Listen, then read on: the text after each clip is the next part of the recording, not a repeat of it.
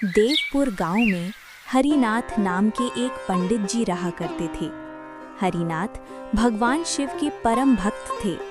वे अपना अधिकतर समय भगवान शंकर के मंदिर में व्यतीत किया करते थे और भगवान शंकर से उनका इतना अधिक प्रेम था कि वो किसी न किसी बात पर भगवान शंकर से रूठ भी जाया करते थे।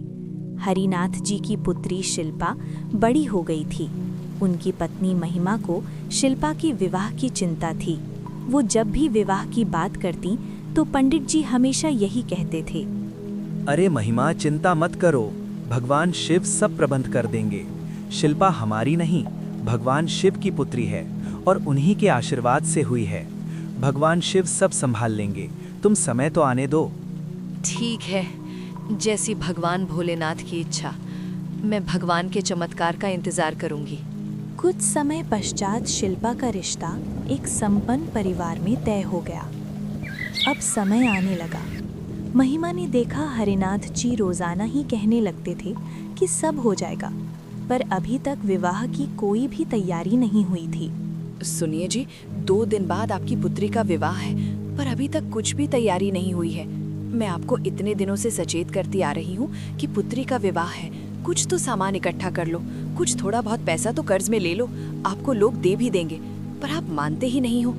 महिमा, मैंने तुम्हें कहा है ना, मुझे किसी से पैसा मांगना पसंद नहीं है।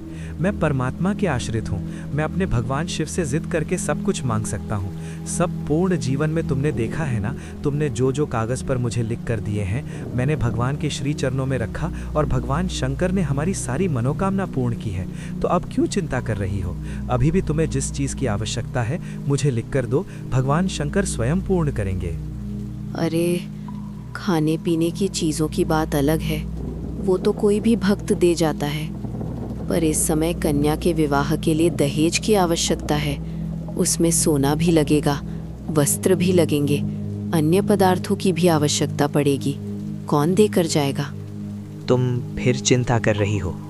जब मैंने तुम्हें कहा है ना, भगवान शंकर जी सदा मेरे साथ हैं, फिर क्यों चिंता करती हो? तुम मुझे एक कागज़ पर लिख कर दे दो। शुरू से ही पंडित जी कागज पर लिखवाकर सामान ले जाते थे और मंदिर में भगवान शंकर के समक्ष रखते थे, और वो सामान भगवान शंकर के चमत्कार से अपने आप पूरा हो जाता था। इस बार भी हरिनाथ जी को पूरा विश्वास था कि उनकी पत्नी उमा कागज पर जो भी लिखेंगी, भगवान शंकर उस मनोकामना को पूरा जरूर करेंगे। महिमा ने कागज में दहेज का सारा सामान लिखकर दे दिया। वैसे तो एक कागज बनता था, आज 8 कागज बनकर तैयार हो गए। हरिनाथ जी ने कागज की लिस्ट भगवान शंकर के समक्ष रख दी और प्रार्थना करते हुए कहने लगे, हे प्रभु, मैंने तो आपके ऊपर सदा सच्चे मन से यकीन किया है। आपके प्रति मेरी निष्ठा भी सच्ची है, मेरा विश्वास भी सच्चा है। 2 दिन बाद मेरी कन्या का विवाह है, जिसके लिए दहेज की आवश्यकता है। अब आप इसे पूर्ण कीजिए। इस प्रकार आंखों में आंसू भरकर हरिनाथ ने कागज भगवान शंकर के नज़दीक रख दिया और अपनी सेवा में व्यस्त हो गए। हरिनाथ जी तो यहाँ पर भगवान शंकर की सेवा में व्यस्त हो गए। उधर एक संपन्न सेठ हरिनाथ जी के घर पहुँचे। कहिए, किससे मिलना है आपको? कल प्रातः हरिनाथ जी मेरे घर आए। उन्होंने कहा उनकी कन्या का विवाह है, उन्हें पैसों की आवश्यकता है। अब मैं तो हरिनाथ जी को बचपन से जानता हूँ। उनकी कन्या मेरी कन्या है। आपने जितने सामान की लिस्ट उनको बनाकर दी थी, तो सारा सामान मैं लेकर आया हूँ। महिमा ने सोचा कि हो सकता है ये सेठ जी मेरे पतिदेव के मित्र हों। शाम को जब हरिनाथ जी घर आए तो महिमा ने उन्हें सारा सामान दिखाया और सारी बात बताई। हरिनाथ जी समझ गए कि भगवान शंकर स्वयं मेरी पुत्री के विवाह का सामान देकर गए। अपनी पत्नी की बातें सुनकर उनकी आंखों में आंसू आ गए और वो रोते हुए बोले, मैंने तुम्हें कहा था ना महिमा, भोले शंकर हमारे साथ हैं। वो कभी हमारे जीवन में कोई कमी नहीं रखते हैं।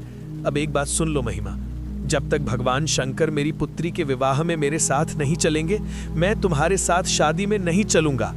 विवाह का दिन आया, पर हरिनाथ जी मंदिर में बैठ गए कि मैं भगवान को लेकर ही विवाह में जाऊंगा। तभी भगवान शंकर की मूर्ति से एक आवाज आई। हरिनाथ, जाओ अपनी कन्या का विवाह करा कर आओ। अरे भगवान, मैंने तो सारे उम्र आपकी सेवा की है। आपको तो पता है ना, आप मेरे पिता तुल्य हैं और मैं आपसे हर बात पर जिद करता हूँ, पर आप मेरी हर जिद पूरी करते हो। आपको जब पता है मैं आपके बिना नहीं जा सकता हूँ तो आपको चलना ही पड़ेगा, वरना मेरा आपसे झगड़ा हो जाएगा। फिर मैं आपसे कभी बात नहीं करूँगा। हरिनाथ की प्रार्थना सुनकर भगवान भोलेनाथ प्रकट होते हैं। हरिनाथ, मैं तुम्हारे साथ हूँ। मैं तो सदा तुम्हारे हृदय में वास करता हूँ, इसलिए मैं तुम्हारे साथ हर जगह हूँ। मेरा आशीर्वाद सदा तुम्हारे साथ है। भगवान तो भक्त के वश में होते हैं। तुम विवाह में जाओ, मैं पीछे पीछे आता हूँ। मुझ पर विश्वास करो। भगवान भोलेनाथ पर विश्वास करके हरिनाथ अपने परिवार के साथ विवाह में पहुंचता है। तभी वो देखता है कि विवाह में वही सेठ सेठानी जी और बच्चों के साथ विराजमान पंडित जी समझ जाते हैं कि साक्षात भगवान शिव पूरे शिव परिवार के साथ विवाह में सम्मिलित हो चुके हैं। हरिनाथ और महिमा की खुशी का ठिकाना नहीं था। हरिनाथ भगवान शंकर और माता पार्वती के रूप में आए उन सेठ सेठानी के हाथों से अपनी पुत्री का कन्यादान करवाते हैं। थोड़ी देर बाद जब विदाई का समय आता है तो वो सेठ सेठानी वहाँ से अदृश्य हो चुके थे। हरिनाथ जी समझ जाते हैं कि भगवान ने हरिनाथ से किया वादा निभाया और दर्शन देने विवाह में सम्मिलित हो गए। ये सच है, भगवान अपने भक्तों को कभी नाराज नहीं करते। भक्त उनसे जितनी मर्जी लड़ाई करें, उनसे जितनी मर्जी शिकायत करें, पर भगवान हमारे जीवन दाता है तो वो हमसे कभी भी नहीं रूठते। वो तो हमारी पालनहार हैं और सदा हमारे भला सोचते हैं और सच्चे मन से की गई प्रार्थना को स्वीकार करके सदा हमारी रक्षा करते हैं। सबके बिगड़े हुए काम बनेंगे अगर चैनल को सब्सक्राइब और लाइक किया तो। एक रोज भगवान भोलेनाथ कैलाश पर्वत से पृथ्वी लोक और जाने लगे। उन्हें जाता देख माँ पार्वती बोली, भोलेनाथ आप कहाँ जा रहे हैं? मैं पृथ्वी भ्रमण पे जा रहा हूँ देवी। मैं भी आपके साथ चलूंगी स्वामी। लेकिन देवी, आप साथ चलकर क्या करेंगी? वो मैं नहीं जानती, मुझे तो सिर्फ आपके साथ चलना है स्वामी। देवी पार्वती नहीं मानी और वो भी उनके साथ चली गई। घूमते घूमते पार्वती जी को भूख लग गई। वो महादेव से बोली, महादेव मुझे भूख लगी है, मुझे खीर खांड का भोजन करना है। ये सुनकर वो थोड़े आगे आए। उन दोनों ने आम इंसान का भेष ले लिया। शिवजी ने एक बड़े से घर का दरवाजा खटखटाया जहाँ से एक सेठानी बाहर निकली। कहिए क्या चाहिए? हमें खीर खांड का भोजन करना है। खीर खांड का भोजन करना है तो अपने घर जाकर खाओ, मेरे यहाँ क्यों मांगने चले आए? यहाँ क्या मैंने कोई भंडारा खोला हुआ है? ये कहकर सेठानी ने दरवाजा बंद कर लिया। कुछ आगे चलने पर उन्हें एक गरीब बुढ़िया मिली। उसने पूछा, बताइए महाराज, आपको क्या चाहिए? हमें खीर और खांड का भोजन करना है। अच्छा अच्छा, आप भीतर आइए और बैठ जाइए। उन्हें अपनी झोपड़ी में बिठाकर वो रसोई में गई, लेकिन रसोई में अन्न का दाना भी नहीं था। वो बुढ़िया माई कहीं जाने लगी, तब शिवजी बोले, बुढ़िया माई, आप कहाँ जा रही हैं?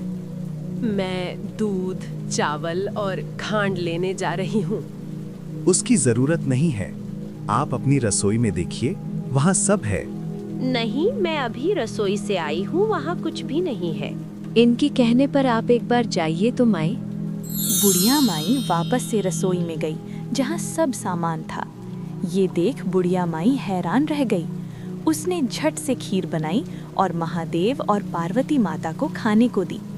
कुछ देर बाद वो दोनों वहाँ से जाने लगे, तब बुढ़िया माई बोली, महाराज, बची हुई खीर का मैं क्या करूँगी?